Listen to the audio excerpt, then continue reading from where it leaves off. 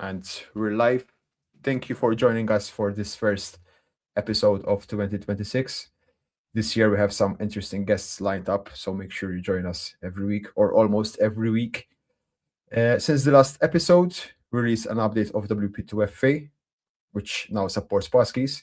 In fact, if you would like to learn more about passkeys, join us on 22nd January. We have a session with Tim Nash, WordPress security researcher, to discuss passkeys and explain what they are and how they work.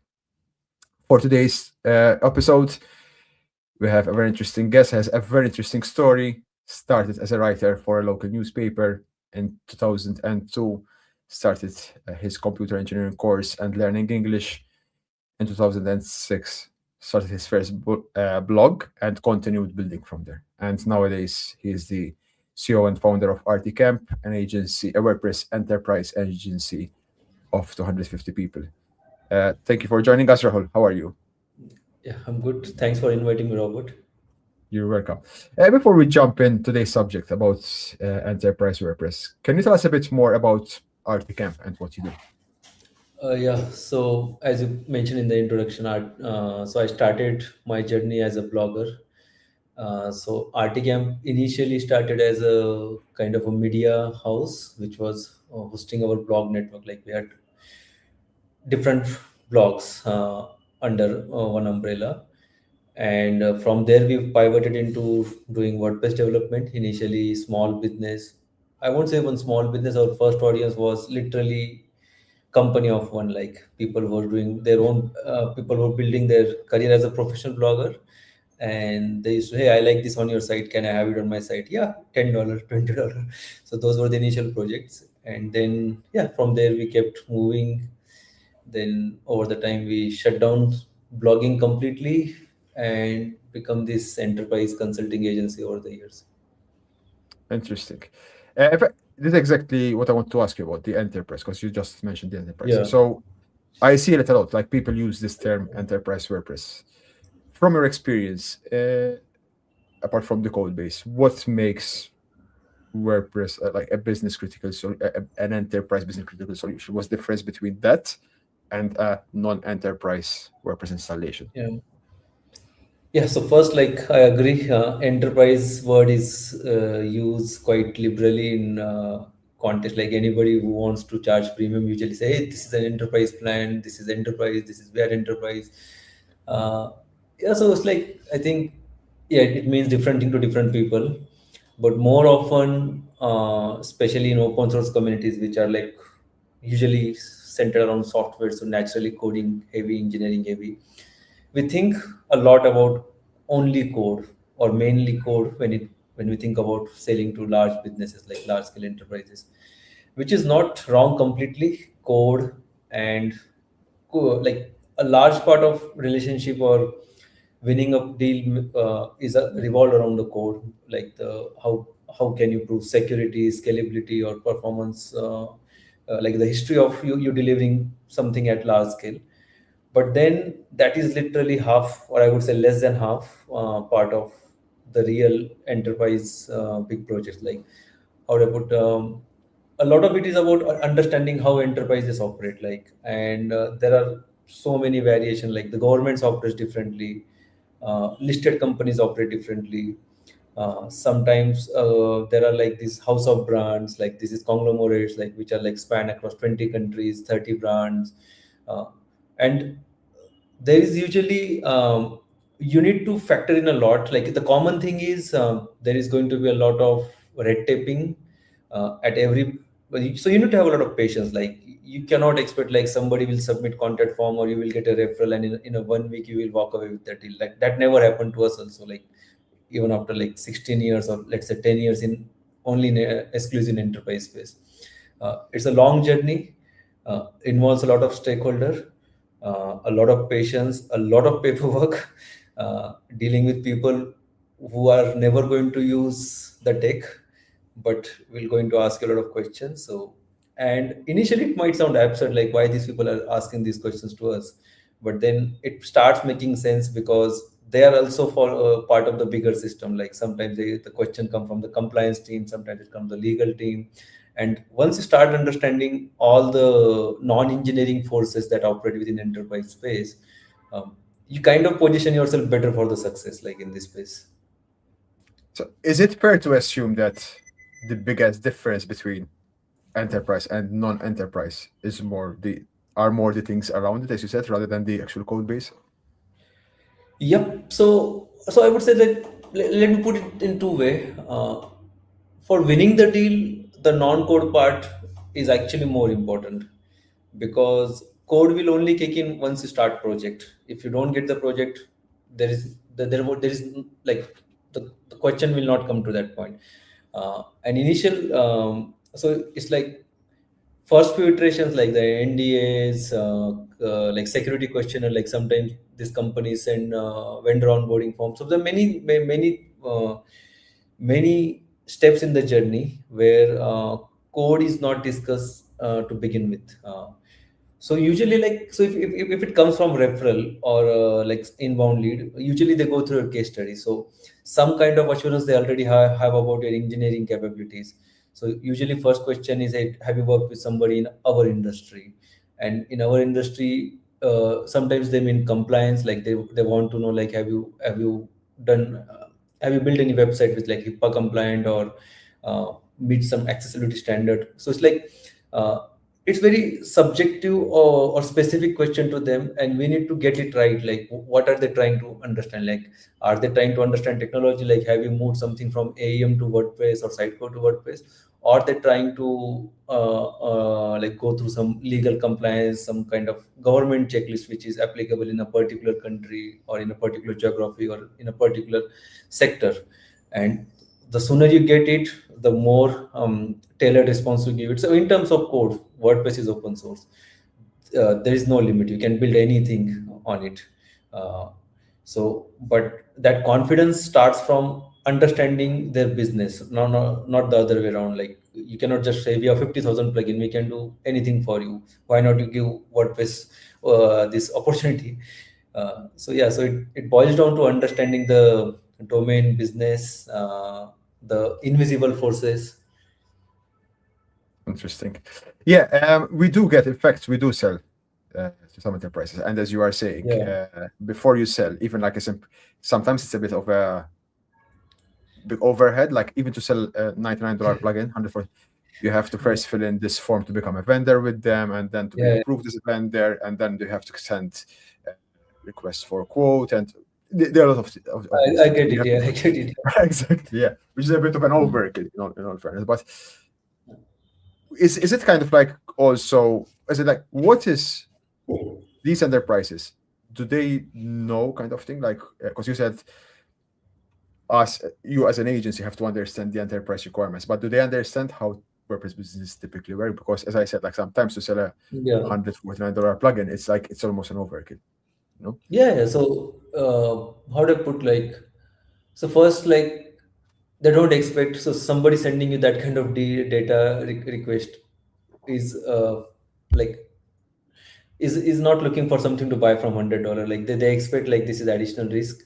So usually this is a suggestion I gave to one of the, like, my friend who runs a plugin shop. Like, uh, um, create a separate landing page, make it as a enterprise plan, and add few bells and whistles, like, we will help you on board, we will help you training, we will give you Mm. like somebody on the phone support, and make it like $5,000 or something like that.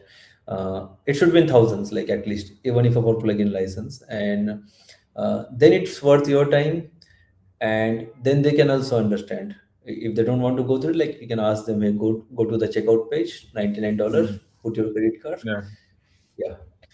makes Because sense. yeah, it's like, how do you put, like, uh, so usually we ballpark is like something, we have something called like cost of sale. So before you, like, as soon as the lead comes, like, so something is like $2,000 is, we kind of have like a sunk cost. Like, this is, even if you don't win this business, just chasing this would cost us $2,000. Like, that's a rough number that keeps changing based on the, like, a few factors. But so that's why I said, like, this cycle is very time consuming. Like that, the questionnaires they send, you cannot fill in blindly. Like sometimes you're entering into legal obligation. You need to understand what are you signing up for. Like uh, because you cannot say that my plugin is GPL. But yeah, that's GPL. But this is something signed between two legal entities, so it's binding on top of GPL. Now that you've dealt, of course, with a number of enterprises, what's the biggest misconception enterprises have about WordPress, you think? The typical like security is still being questioned. So depending on who we are talking, like if you're talking people who are not technical, we refer to the big sites like NASA or White House, and we try to say that, hey, if these folks are using like WordPress, you can trust. Like if White House is using WordPress, there is oh, like you can trust it. But if somebody from the engineering or tech team asks, then we show them data points, and then we kind of have that conversation. Like say, uh, WordPress doesn't get hacked itself. Like it's like the things you see. First is WordPress is very popular, so number of incidents will be like there will be something in the news always, because Yes. this is like half of the web. Yeah. But then how often you come across a core vulnerability that was exploited in the wild? Like it's always some theme or plugin, third party, mostly it's plugin. Like the WordPress.org themes, I don't remember get hacked as often as the plugins get. uh, and then we kind of explain like what kind of process we have. We usually we tell them, hey, we don't have auto update, everything is vetted. uh, so it's like it's easier to, how to put, like, so the misconception is comes from all the kind of people, like from the engineering to everybody. But with usually with engineers it's easy time, because they understand technology. So when we explain slide by slide or point by point, like this is how we take care of security. Our customer sites, usually like which is hosted on some platform like WordPress VIP, won't get hacked. And then we don't make it like a blind promise. We show the processes in place to like deliver on that kind of security guarantees. And then they understand, okay, like there's so many, like from the web application firewall to code review, there's so many checks and balances in place. So yeah, that is how things will be secured. It's usually Interesting. yeah, so it's like usually the people who are not technical, if they have some prejudice against WordPress, they take time to like get convinced. Interesting. Yeah, fact about, because I want to ask you that, because I also quite often actually, well, it's been a while to be honest, but I encounter people, especially developers, especially the security industry, that they look down on WordPress, on the ecosystem. In fact, it's not the first Yeah, time when I speak to someone say, "Ah, okay, it's an industry of hobbyists and script kiddies." It's not actually. yeah, To be yeah, honest, a few last year I spoke to a recruiting agent because we're looking for someone, and he actually asked me hmm, like, "What are there people working full time with WordPress? Like, what do you mean?" So people look down on it as a apart from the showing them technical aspects. Is there something like the WordPress people in the WordPress industry can do, kind of like, or like, is there like some sort of tips that you can give on how we can speak to these people like, hey, this is not just an industry of hobbies and script kiddies. I mean, like, there are yeah. large scalable solutions, enterprise solutions, etc. Yeah, so we usually show them showcase like some. So for example, like we are in that position that we have already built our portfolio.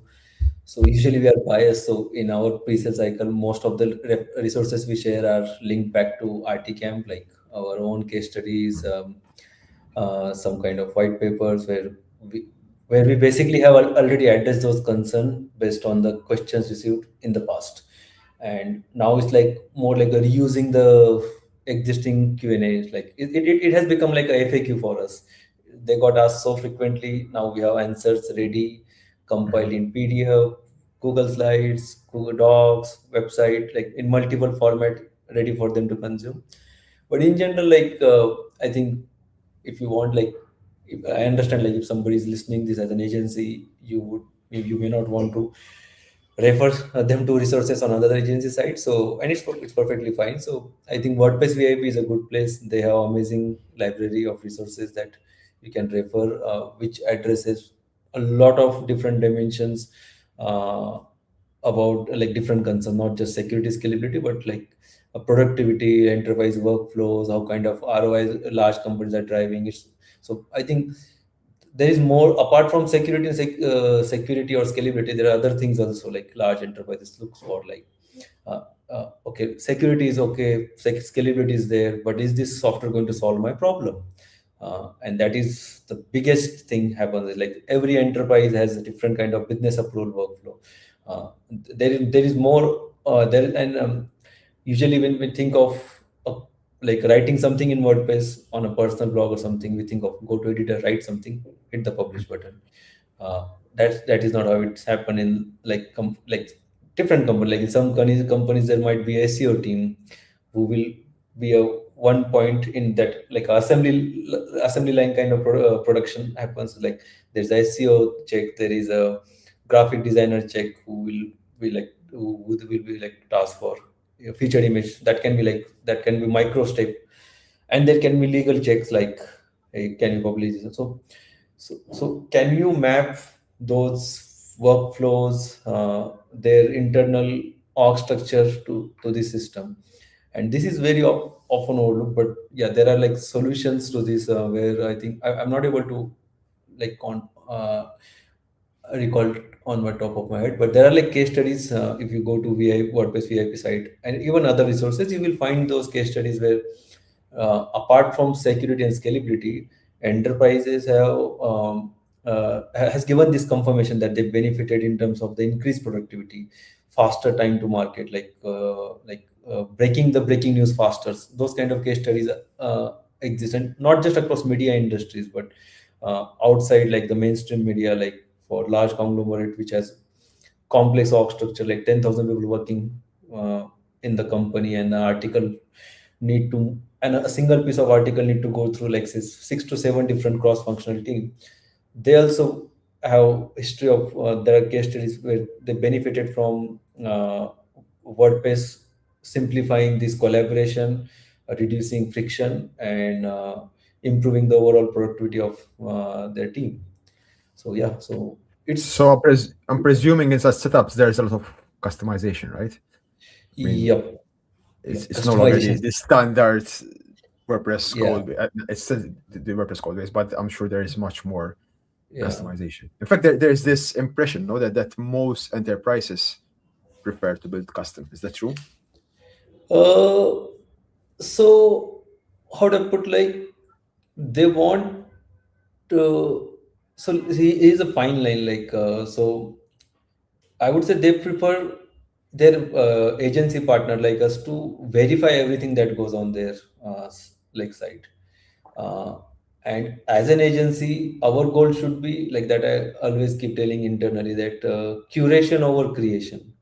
Uh, like agencies usually get tempted to jump to custom code base because the usually agency billing happens in like hours, like proportionate to the hours. So the more hours you incur, more custom work you do, the bigger the bill you are, the more you are able to charge upfront. But in longer run, this is not a good approach. That is something we have like. So we have this list of vetted plugins. Like Gravity Form is our go-to plugin. Any kind of form, we always recommend Gravity Form. Like Gutenberg is our go-to page builder. So it's like we have these pre-vetted solutions, and whenever client has open-ended requirement, we fall back on these. And then if a customization is required, we still look for like, is there anything in public domain? If not, have you built something in as an internal library? We try to use as much as possible, and we take pride in telling client that even though you had this custom budget, we managed to deliver, like say something in like half of the budget or like two-thirds of the budget, and we saved you X, and we take a guarantee of all the code base. Like so that is where the curation over creation comes into picture. And it's not like large enterprises are happy that you saved them 20-30% dollar, because their overall marketing budget is way bigger than the budget they usually allocate to a CMS especially a CMS which doesn't have licensing fees. So the only thing they're spending on the consulting partner and bunch of licenses and hosting. They are happy because you saved them 20% in time. Like you meet the deadline, sometimes you delivered before the deadline, and that is what they're more happy about. They keep coming back to you, they keep referring you back to, and that is where the real growth unlocks. So even though custom is what they can afford and often they think of, as an agency our goal should be to tap into this vast ecosystem we have created like over this 20 years. Like um, this library of more than 50,000 plugins, GPL plugins we have, tens of thousands themes we have, reuse as much as possible, and yeah, keep like charge more, like charge premium rather than inflating the number of hours. So So, so so we is usually sorry. yeah.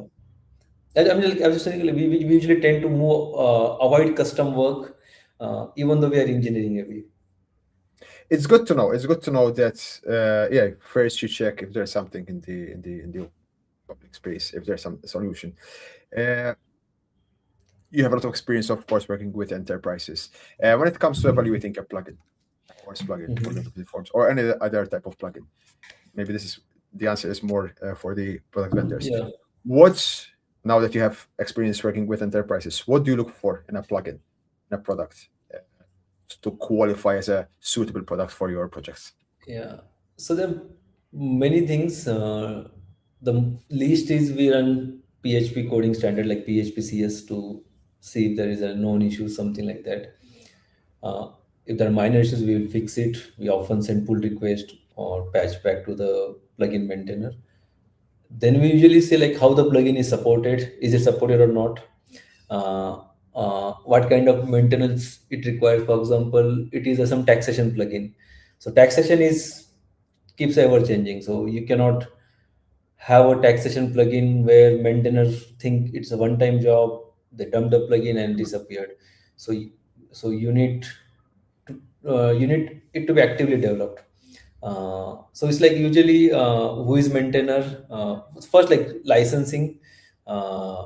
Yeah, even though sometimes clients are not strict about it, but we still make sure that whatever we're putting on their site is GPL or at least any FOSS license, so that if tomorrow the original author or maintainer disappears, we can take over and continue to customization for them. Then security, as I mentioned, like the PHPCS is a minimum. Uh, and then if it's coming from known author or like trusted source, then it's better. Like so, it's like if something is coming from WordPress.org, it is trusted more. Then you go to the forum, check the rating, reviews, like some past history. But usually, how do I put, like after working for a decade, 90% of the cases we already have something on in our internal list, like we need a form, this plugin, we need this kind of integration, we need SEO. So in almost all broader categories we already have a pre-vetted, pre-approved, like internally plugin vetted plugin. So Interesting. yeah. So, is it fair to say that the enterprises, your clients, kind of, I wouldn't say hold liable, but kind of like want to be responsible for the upkeep of their website? Because, as you said, they prefer if the plugin is GPL. So, in case for some reason that plugin is no longer maintained, then you can take over. Is it safe to say that it's coming maybe part of the offering that you offer as well? So let me put this way, to them it's not so taking over part is more like an internal. For example, let's say a WordPress 7.0 is coming, and a plugin, like say we built a site, let's say 5 years ago, that use some API, which happens very rarely in WordPress. Like WordPress has amazing track record of backward compatibility. But say in hypothetical case, in each case, few lines of code need to change to switch from one API to another API, newer version, or maybe WordPress added some capability. Like sometimes, like the GDPR came, it was a new thing, and if your plugin is doing anything with PII, you need to probably modify it to be GDPR compliant.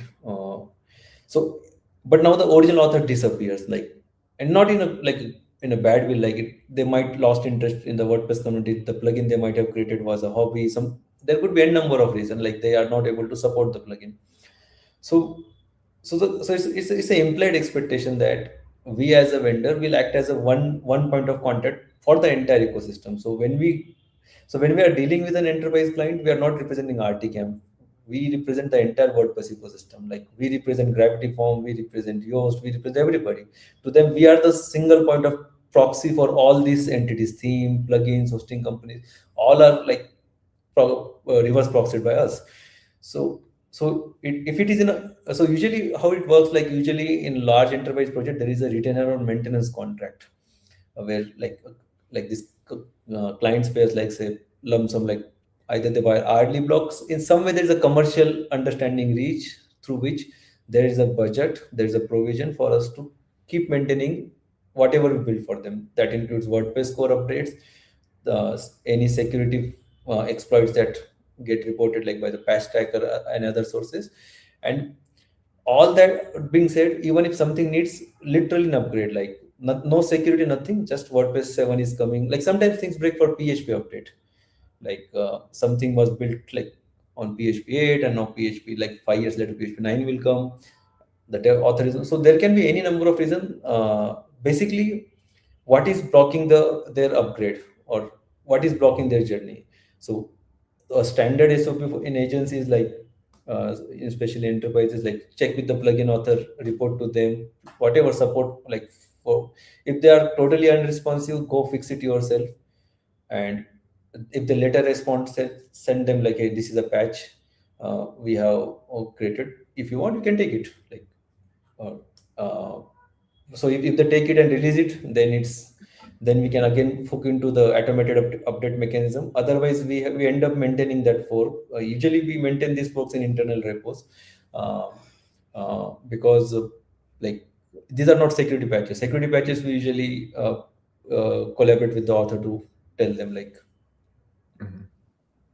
So is it fair to say that premium plugins typically are preferred from enterprises than free, simply because, of course, I mean, it's never guaranteed, but the fact that there's a Yeah. premium, there's a business behind it, support is, at least until the business is there, is somehow guaranteed. However, if it's a free plugin, as you said, someone might just pick up and leave, kind of thing. Uh, I think yes, because how would I put, like so it's like, I would say enterprises usually don't differentiate much into that. As I said, like their agency partner becomes the point of contact or a representative of the entire ecosystem. We as an agency need to build so many sites. Yeah, but And for you as an agency, let's say, since you yeah, are as a, representing that, yeah, for yeah, you, yeah, yeah, let's put it yeah, this way. So for you, maybe is premium plugin more attractive than a free yes, plugin? yes. Not always, but usually, so it's like so it need to be supported. For example, there could be a freemium model, like some companies release free plugin. So as I mentioned, like if it is updated, backed by a sustainable business, that is more important, because otherwise it will eat my agency's budget. So if the plugin maintainer disappears and we have to make it WordPress 7.0 compatible, uh, I mean, sometimes we get paid in proportion. Sometimes we have the fixed budget, and in fixed budget, this is an additional line item. So it's like it eats our margin. So we usually try to partner with this, and because then the thing is, we get update proactively.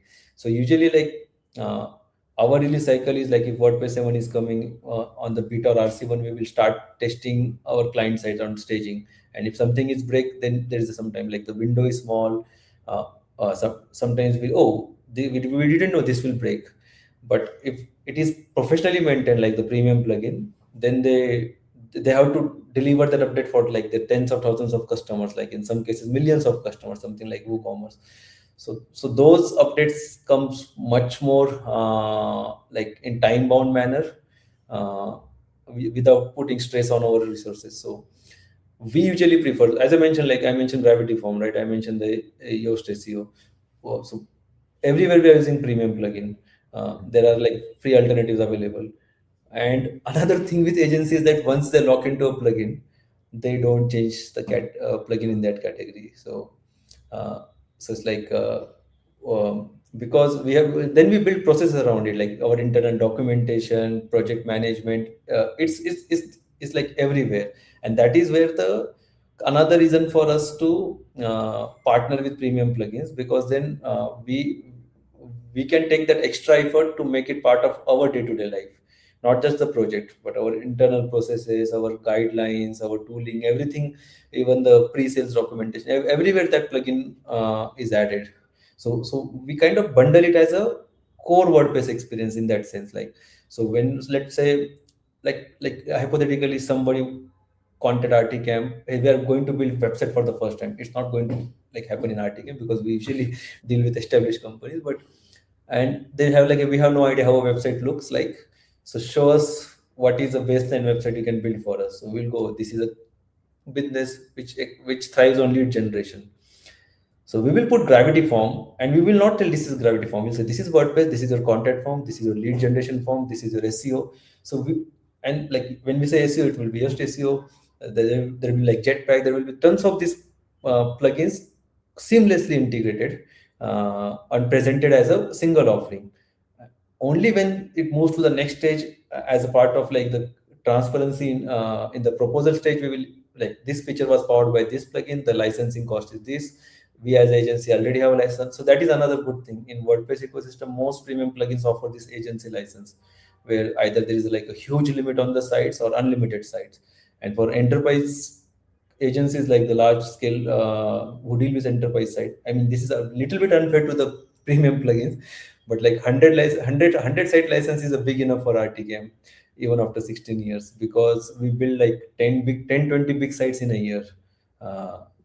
So it's like we are but like then we put everything in this, like so how do I put, like we bundle the demo, we bundle it in the proposal, we bundle it in the cost of sale. So everything is seamless for the client. uh, and for this seamlessness to continue over a decade, we need gravity form to be around with us. Like, let's say, like hypothetically, if tomorrow gravity form shut down the shop, uh, we will have a baseline cost to update our internal documentation processes, even if there is no client project, even if the existing client site say like, we don't care, like it's a GPL, it's on our site. So even if they maintain status quo for the new lead flow that will come in, we will have to do a lot of work.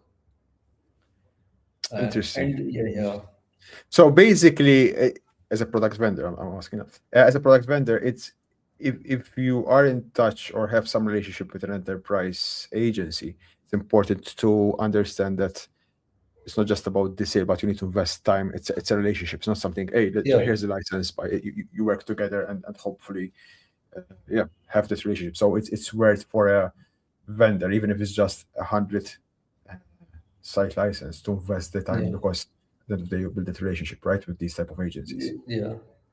Is And, Yeah, go ahead, go ahead.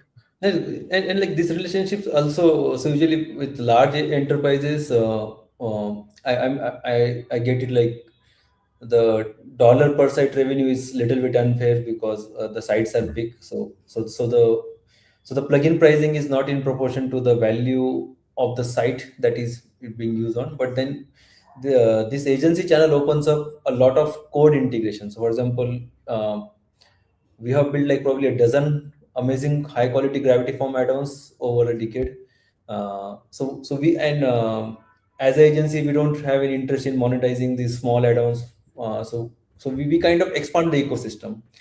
uh, so it's like, so it's a win-win situation in long run, because agencies have this budget to build these additional add-ons, which kind of goes back to the ecosystem. Interesting. As an agency, as you said, you sell a website, a WordPress as a package, not like this plugin, etc. Do you typically is white labeling important for you, or you just sell everything like with the Mm, brands? You kind of like, do you explain to the, even though you're just selling a website, do you explain to the end user that there are third parties involved, these third party yeah. companies, etc.? So in our case, we haven't sold a single white label sites like in our lifetime. Like I mean, we are, so it's like, uh, as I mentioned, like we demo it as a single offering because we don't want to break the flow. Like we don't want to add the additional cognitive load of thinking the multiple vendor. Like you are getting what you want. Why does it matter? Like this form is not from the WordPress core. Like you are getting the unified experience. Both are GPL licensed, so you have the same ownership control. Like you have the same rights, legal rights on the form as well as the Gutenberg editor. So, but as I mentioned, like in the legal doc, we do mention like these are the third party costs we incur, and we also add one, I would say, is like a business side. Like we will be allowing renewal on your site as long as you are on our retainer package. For Mhm. example, you hire rtCamp to build initial site. So let's say it's a 10,000 100K project, whatever, 6 month project, it finishes.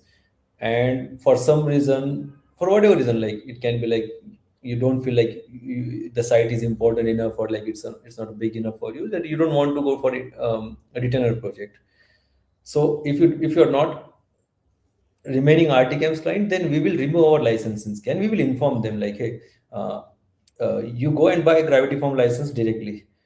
You cannot use our agency license seat. And from periodically we go to the all these plugin vendors dashboard, because it feels unfair, like to the plugin vendors also, like Of why they course. should pile up, because since they are not with RTCAM, tomorrow if something happens on their site, they will go and contact Gravity Form directly using our license key. So it's unfair to the plugin vendor to support n number of people under the same commercial license. So it's like you become our retainer. So and 99% of the time. So yeah, this is the value we drive. This is the value agencies drive back to the plugin businesses when they act as a proxy between client. A lot of support requests they have around, hey, how this form work, how this integration work, are taken care by the agency. I don't remember, we might have opened like hardly 5 or 10 support requests with Gravity Form in like almost a decade long relationship. So it's Mhm. like, so that is the advantage. But now we periodically clean these licenses. Like even if a plugin is offering us unlimited site, we go and check, or if it's part of offboarding process, like if this client is getting offboarded, go and remove that license key, or tell them like, hey, and we tell them like, this was a part of retainer deal, since the renewal is not there. And we tell them you have to, like, you have to pay $100 to this plugin vendor, $50 here, $100 there, and we tell them you don't have to buy the agency license for you have only 3 sites, buy 3 site license. You have 12 sites, buy 20 site license. We educate them and we kind of offload them respectfully. That's very fair of you, especially towards the vendors. Yeah. Considering, yeah, with WordPress, as you said, there are so many, I wouldn't say complex, but yeah, like you have different vendors, etc., and you're providing the solution. When enterprises approach you, are they looking for a website or are they looking for a WordPress website? I would say mix. Some people have made it like a decision at home, like, hey, I'm going to get on WordPress and I just need to figure out which WordPress agency is going to do my project. Those projects are have a different cycle. Like the questions are not around WordPress because they're already sold on the WordPress. Usually, these are the clients who come from the hosting companies referral, like the WordPress hosting companies. So WordPress hosting companies and agencies have a lot of partnerships and a lot of business exchange going on. So usually, hosting companies referral are pre-sold on WordPress, and they need to just you need to basically tell why your agency is better than the other agencies they are considering, and it's actually a lot more time subjective. So there is not like clear lines. When they're coming from open-ended ecosystem, like say they're on Drupal or they're on Sitecore, and they want to migrate, uh, like they're on a platform which is like, for some reason, like they want to move away. So then they usually evaluate competing offering, like WordPress, Drupal most often are evaluated like side by side, usually in open source bucket. And then there are proprietary CMS. Usually, I rarely see somebody switching away from proprietary, falling into the trap of another proprietary CMS. They will mostly end up with the WordPress or Drupal, and that is where like then the so we need to understand what is the old system, and if you have relevant case studies for their old platform, then your chances of winning it is much higher, because you can prove them, hey, this is how data was stored in your previous system and this is how it looks in WordPress. And then that actually that battle becomes easier for us to win, because then it's luck based. Like if you have the relevant case studies in your portfolio, you just show them and you suddenly becomes top three agencies competing in the final round. So you don't see any requests, or you don't see much more requests from people asking you to build a whole proprietary CMS solution, or do you still see those? uh, Not much in our way, because we have, so it's like we are branding and positioning is clear that we are the WordPress company. So I would say like we haven't got any request. We do get partnership offers from proprietary CMS companies from time to time. Usually, when somebody launches new platform, gets huge VC funding, they end up going aggressive on partnerships, and they brute force all the agencies, like they become our X partner, Y partner, gold partner, blah partner. But we are very clear, like as I mentioned, like just imagine if in plugin categories we have our relationships defined, like form, SEOs, like commerce, then that happens at that upper level also. In CMS, WordPress is locked. Uh, like sometimes client, so we did got 2-3 times in this entire like a decade, that somebody was evaluating between WordPress and Drupal, and they asked us like, if you move to Drupal, will you be open to doing that project? We love your agency, your pricing, your culture, we love you, but we are still not sure about WordPress and Drupal. And we told them, no, you go to Drupal. It's open source. So Drupal is the only platform we tell client okay to, like okay to lose. Like if you're going with Drupal is cool, and if it doesn't work out, come back. We will move you from Drupal to WordPress. But we cannot touch Drupal. We don't want to touch Drupal, and it's not because Drupal is bad or anything. It's just that our uh, strength, our expertise, our experience lies in WordPress, and the quality we can deliver you for WordPress is something we cannot deliver for Drupal. And the key reason is we don't use Drupal. So everything rtCamp sells in its portfolio or as a service item in menu is internally used. So we use WordPress. We were using WordPress as a media agency. That's how we ended up with the WordPress. So long history, and that is where client gets benefit. So we don't, propriety is out of question, but we don't even build Drupal websites also. Interesting. Yeah, I was just trying to gauge how popular WordPress still is, kind of the enterprises, because like you still see. Yeah, yeah, it's very popular. So I have, let me put this way. Let's say because if we win a lead, that's going to obviously end on WordPress. What about the leads we lose? Uh, and among the leads we lose, 80% of them ends up in WordPress with other agencies or like in some form or the other. Only few of them goes to Drupal, and I really like. I'm not just making up. I don't remember we have seen significantly people moving from one in-house or proprietary solution to another proprietary solution. I haven't seen much people moving from site code to AEM or AEM to site code or vice versa, like between all these proprietary solutions. Um, in extreme case, they might end up just building the whole like stack in-house. Like they might just end up building the new CMS in-house, which is again a rare. So it's like WordPress Are there wins companies who still do it, build their own CMS? very rare, very rarely, and they regret it. So it's like I was going to they, say. yeah, they regret it. Like so, usually, so how do I put like like um, it ends up to the bias, like the notion of control, and that is why we launched this campaign called One Praise, where we say that you. So the idea is that you want to build your own CMS, you build it. You just start with WordPress rather than starting with like say Laravel or Cake PHP or like say Django. So don't think WordPress is a CMS. Think WordPress is a starting code base. And what you expect from your CMS? Ownership, you got it. GPL, four freedoms, all yours. Nobody's going to knock your door and say stop using WordPress or I need more money if you want to use WordPress next year. You want control, whatever you want. Like so that's the idea behind that One Press campaign we created. Like So we understand that people still have this itch to build their own CMS. So we change the narrative that we want you to build your own CMS, but rather than starting from scratch, and you're not going to build in PHP, it's like 2026, you're not going to go custom PHP all the way down. You're going to use some framework. More likely, if you're building on PHP, it is going to be Laravel. If you're building in Python, it's going to be Django. In Node.js, it's going to be Strapi.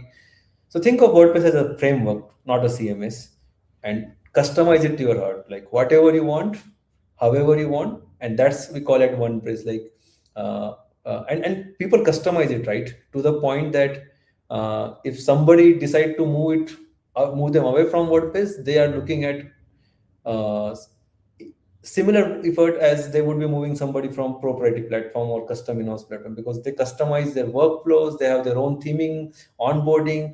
So to the point that usually conglomerates, when they acquire a new company, they have this complete documentation guideline written, like how to bring that new company's website to this their internal stack, even if it is on WordPress. So sometimes they move a site from WordPress to WordPress, like some another page builder to Gutenberg, some another form library to like the Gravity form, or like some another like SEO plugin to this SEO plugin. So they have this WordPress to WordPress migration also, because they have invested so much in WordPress that they have this their version of WordPress, like their starting stack, their developer environment, their tooling, their CI/CD pipeline, everything is customized at an enterprise level. Uh, so it's like it's just built on top of the WordPress, but completely a customized experience. Like sometimes you may not even recognize you're working in WordPress. Interesting. Yeah. In fact, talking about customizations, do you build more, or do you see more WordPress being used as a what we know as a website at enterprise level, or more as a web application, some backend, some engine, or similar So setups?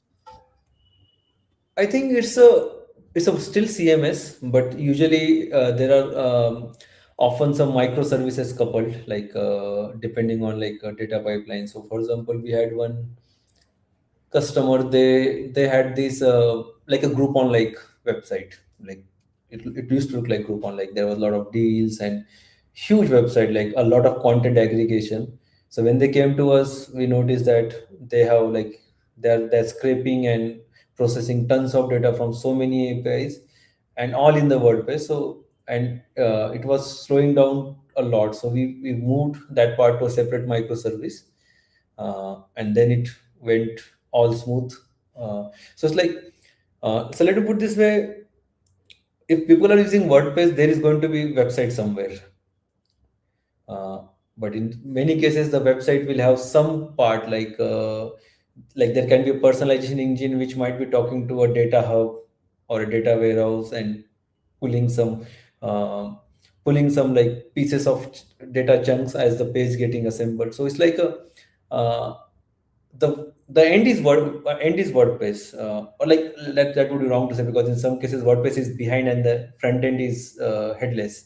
But but like WordPress, whatever people are storing in WordPress, the expectation is it is going to get displayed somewhere, like either on the internal site or in a mobile app or on a decoupled site. But it's going to be it's a content hub. I won't say so. Website is very restrictive.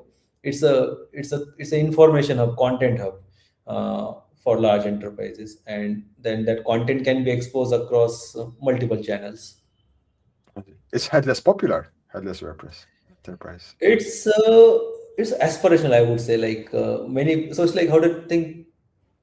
So it's like a utopian dream. People think like all my problems will be solved by headless, and since it's prohibitively expensive in most cases, they don't end up buying for the headless. But if the day we will have headless, all this will be changed. Uh, but yeah, so we tried making headless more accessible. It's like, but it's a big struggle. Like, and over the time, Gutenberg evolved so fast that now we feel like for if somebody is going for headless just for the like the some score web vital or those SEO goals, that's not worth that would definitely like don't approve. Like if you just want headless for the speed or SEO or those benefit or security, all those. So typical headless, like I would say top 10 reason to buy headless, eight of them are no longer valid, the way WordPress evolved. Interesting. since we're talking about enterprise, usually, as we said, enterprises have a lot of processes in place, a lot of checks and Yeah. balances and similar stuff. Um, and so going to security now, because we mentioned that as well. Do you see the same, considering they have all these processes and checks and balances, do you see the same problems, security problems in enterprise websites that we see in the small websites? Usually, like user accounts hijacked or outdated software. Are they the same problems, or they have a different scale or different type of security problems usually? Uh, I would say they they have, how to put, like some practices which kind of foresee which problems could happen, and they have a lot of preventive measure. Sometimes they put over extra layer of securities, like the WP admin is logged behind Cloudflare zero trust firewall, then you log in, then the two factors SSO login, and that is, by the way, we have it rtCamp level also. Like, so now that's like, you like, we kind of socialize so much with the enterprises, some of the habits we picked also, like in our, so on all rtCamp's properties, WordPress properties, you can only log in via rtCamp's Google account. If somebody gets fired, or like leaves rtCamp, we disable their Google account and they automatically get removed from all WordPress site. So usually they have this onboarding, offboarding, user purview. So these APIs are there for employees access. Then usually automatic group level permission, like roles are also assigned. Like somebody from marketing team might get editor role just because they are in Azure directory, they are Active Directory, they are part of like this marketing group. So they centralize a lot of things. So these issues are very rare. I mean, these are rare because these are thought ahead of time. That this, and this is where this how do I put, like a lot of checklist experience comes into picture. And then there are like sometimes like there are like absurd rules, uh, around like the password length and all, and which I find absurd. Like, I mean, sometimes they are like very strict. Like one customer has like, they have the upper limit as well as a lower limit. I can understand like password must be longer than 8 or 12 characters long, but why it need to be less than 20 characters? Something like that. No, it has to be between these two limits. But it's okay. Like, so I mean, we write customization, we write filters, and then we add those restrictions. But usually, so depending on the client you are dealing, some clients come with like really this kind of checklist. You just have to follow it, and it covers most of it out of the box. Uh, and then we as an agency have our baseline practices, like disable this, disable that, add this, add that. So in large enterprises, I would usually say, um, the WP admin is mostly accessed by their staff, and that is where a lot of security is taken care. They do not have, unless they are using something like WooCommerce, there is no, the user cannot create account. Like, we deal with mostly media clients or large conglomerates which build their marketing sites. So their customers usually end up filling a form. Media customers go watch video, read article, at the max publish a comment. So usually in like the WordPress user creation doesn't happen in most cases, and in some cases there are customization that the WP admin or the WordPress user is reserved for the staff. And if they have CRM or some kind of another system where user loyalty point or some kind need to check, then the website make it look like seamless, but behind the scene the user login, registration, both are happening over API with some microservice or some other system like CRM or some kind of data hub. So So they keep them but then, separate kind of thing. You have the yeah, users who but are like, independent. yeah, in most cases. But like if they are using WooCommerce and they want people to create account, we do that also. We just then we have to kind of have like a different login flow. Like, oh, this is for employee login, this is for normal WordPress login, and there are like additional checks and balances. But usually, like how do I put, like any large enterprises won't allow employees to have a separate WordPress account which lives in isolation. Like employee identity is tied across organization. Like you like somebody leaves organization, not only WordPress, they will be removed from Slack, Google Workspace, GitHub, in multiple places. So that kind of uh, as an agency, we need to make sure that the connector we write is bug free and very well coded and very well tested. Then once in motion, that it just works. So usually, especially for the team who is accessing the WordPress backend, you see a lot of Yeah, integration with SSO such as Google, and you have yeah, like yeah, one central account, yeah, and that takes care yeah. of everything. Yeah, and also in many cases we have seen like even with SSO integration, not everybody from the company is allowed to log into the site, even as a subscriber. Mm. It's like, for example, like there is a sales and marketing team example. So marketing team will have access to the WP admin to update the landing pages, create blogs, and other things.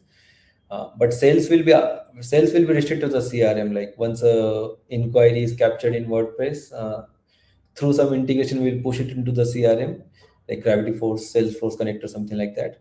And then the sales team will only be dealing with Salesforce information. And if you want to capture additional like behavior data, like which pages they visited, what kind of articles they have read before, like just to give some more context to the sales rep, like about the visitor journey, then that we are supposed to push into the CRM as a note or whatever that API about. But in no case the CRM team, the sales team will get log into the WordPress. So there is like a lot of these layers. Like so, everything is access is given on need to know basis. Like if you can do your job without accessing WP admin, why you want to? Or I need just this three data point. Or we will push it into your system. We will deliver it to your home. Like stay at home.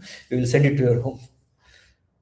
Yeah. So there's a reason why enterprises move slow, but at the end of the day, as you said, there are more checks and Yeah. more secure where possible, right? By design. Yeah. Have you just curious the question? Have you seen any other proprietary platforms, CMS or that outperform WordPress in specific areas, especially at enterprise level? I will be very biased because actually I never use any other CMS in my life. I mean, uh, yeah, the only time we touch other CMS is when we are moving people away from that. So we jump to the like where is the data export screen, or where we can like sometimes we just need to understand like how something worked in the previous system, so we can re-architect similar experience or equivalent experience in the new system. So I think it's not I'm not saying, see, every like there's so many players in the market, so something they must be also doing right. Like we cannot say like everybody selling property software is just a good sales team. That make us believe that everybody buying property software is a fool, which is not the case. Like there are people running successful business. So there is a something we need to evolve, iterate, and that's a good thing. Like otherwise, that's how we go from here. Like if you have nothing to do better compared to any other software, then what are we going to work on next? So Yeah. yeah, so it's like I don't know any specific things. Like I cannot say like AEM does this better or Sitecore does this Mhm. better or so and so does this better. But yeah, so uh, people do things in different way. Yeah, exactly. Yeah. Last question. rtCamp contributes 140 hours per week on WordPress through 20 different teams. First of all, that's very impressive, and we, like many other vendors, thank you for it. We do it as well, but much smaller scale. Uh, just so people understand the whole WordPress ecosystem, can you explain why contributions make sense for a service company like rtCamp? So there are many reasons. For example, how to put, like as I mentioned, we had this journey. Like we started as a very small agency and we kept moving up market. So there were multiple forces played. It was not like the full choice. We ended up being enterprise, and now we love it. Now we love it. I won't say we regret it, but then how to put, like so. So there was a time in our journey that like we were dealing with small businesses, and we had this amazing engineering talent. So as we were charging less, we were paying decent salaries, like decent from the, actually we were paying better or way above the average salaries in India, the cost of living in India. But we didn't knew that we are exposed or open to the global competition. So we need to match the average in the world, or like the, and that's when that was there was a window of this that 2 3 year where a lot of attrition happened, because we had these amazing engineers and they were getting paid more than what we were charging our client. And that ended up us forcing us to hire fast, and then we ran out of people who knew WordPress or people who knew any other CMS. So we ended up going to colleges, like the academic institutes, and hired people. So 90% people in rtCamp, for them this is their first job. So for more than 90% people, so these people came from the colleges. We taught them WordPress, but we also needed external validation, like these are good engineers, before we vouch them in front of the client. So we thought, like, we don't have any more budget left. We already trained them. We are short on money. Why don't we put them in WordPress core? They submit some patches, and we see like how the core committers or the like gives the feedback on their patches. And that initially started as like a stopgap arrangement or like a necessity, because we take pride a lot in our quality. Like we didn't want to put somebody on the client project later to client complaining, hey, that might be good, but this is not like fit for us. Like, oh, your engineer doesn't know how to deal with security or how to send pull requests, blah blah blah. So even after training, we had this mandatory period, like you go to the WordPress core, make some contribution, and come back. And then later on, as we started going enterprise, sales team noticed this, that our core contributions are actually giving us some brownie point in client's evaluation process. uh, so as I mentioned, like, so there is a tendency of people to think like big companies are run by fools. No, they are some of the smartest people. They move slow because of there is like so many things. Like as rtCamp is growing, we are also slowing down. Like we felt some slowdown, and those people are some of the smartest people who work at these large companies, and they can like they know the difference. Like somebody making tall promises, we are the number one company according to that survey, and that like paid review article list us among the top places to work. They cut this crap, go through, see through it. Oh, your people are contributing to the WordPress core. Can I see their patches? These are the track tickets. Nice. We will give you a shot. And we literally got that feedback from the initial. So it's like then we found this whole system, like hire from the colleges, train them, and now we have like something like 6 months you have to spend in WordPress core, contributing. And actually we have been doing it from for a long time. Like it's like it recently started getting highlighted. We have been I mean, I think WordPress started the WordPress Mech team started writing that article of month in a WordPress, where they kind of some of the contribution by company. That's how we kind of started getting highlighted. But we have been doing this long, and now we are at a bigger size. So earlier we were doing like one person doing 20, 30, 40, 50 hours. Now we have like 6 people spending 160 hours per month. Well, sorry, 10 people spending 160 hours per month for 6 months. So that's like a lot of hours, like it's almost like 10,000 hours every year we are putting into WordPress. So so size of number is getting that attention, but I still believe like that is one of the best hack, and we replicated. Somebody asked me a question about Frappe, which is another open source community in which rtCamp is entering. Same playbook we are running there. Like we went there, we contributed so much to the community. With just one or two landing pages on our site, we are getting so many leads. So contributing to open source is the best growth marketing hack, I would say. I learned it Uh, by accident, but now after repeating it twice, I can confidently say that go contribute to the open source community that you want to be part of, you want to represent, and you will be surprised like how fast you climb up. Like yeah. I was going to say it's a win-win situation because you are contributing, But yeah, as you said, you will customers through it, but also your team is learning at the same time. So it's like Yeah, it's a win-win. yeah. Thank you very much, Rahul. Thank you for your time. Is there anything else we missed or you'd like to mention before we end the session? Thank you. Yeah, thanks for having me. Thanks. Where can people reach you or reach rtCamp? rtCamp is like website, social media. Me, rtCamp both are available across like all the platform. I would say like X, LinkedIn, uh, Instagram, Facebook also, Yes. GitHub. Yeah, so rtCamp has a lot of. If you're an engineer, like you can interact with our code base on GitHub. Good. It depends, like yeah, but yeah, rtCamp website is always there. Yeah. Yeah, I've seen some of your posts as well. You're not very active on LinkedIn because, of course, of the lot of stuff. So Yeah, ideally, a put that in. lot. Yeah. Yeah. Good. Thanks a lot, Rahul. Thanks for your Yeah. time. And we'll see everyone next week. Thanks everyone for joining. We'll see you next week. Thank Thanks you a for lot. having me, Robert.